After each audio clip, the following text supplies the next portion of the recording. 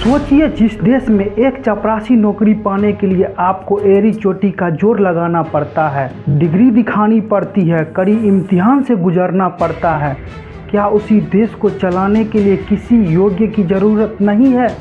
क्या ये लोकतंत्र है या कुछ और?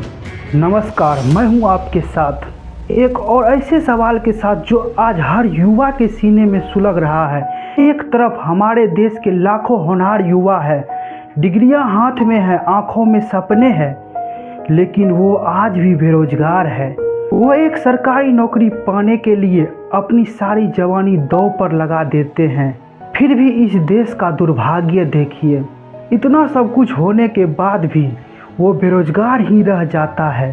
लेकिन दूसरी तरफ की तस्वीर देखिए, जहां एक गरीब असहाय लड़का संघर्ष की आग में जल रहा है, वहीं एक तरफ विरासत चलती है।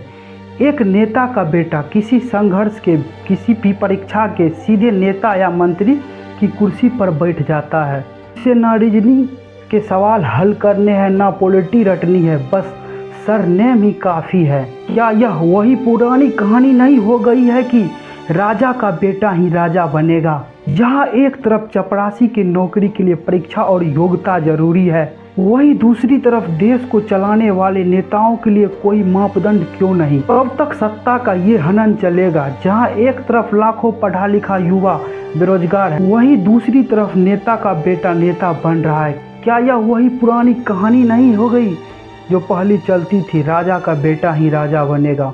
दोस्तों, तानाशाह एडोल्फ हिटलर ने एक बहुत कड़वी बात कही थी। उसने कहा था, जनता को इतना निचोड़ो कि वो सांस लेने को ही अपना आज़ादी समझने लगे।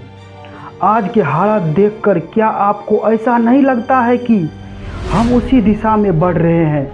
युवा बेरोजगारी की मार झेल रहा है और सिस्टम उसे सिर्फ बुनियादी सुविधाओं के जाल में उलझाए हुए हैं। सवाल सीधा है, एक ऑफिस संभालने के लिए परीक्षा जरूरी है, तो पूरा देश संभालने के लिए मापदंड क्यों नहीं जरूरी है? क्या लोकतंत्र का मतलब सिर्फ वोट देना है या फिर काबिलियत को मौका मिलना भी है?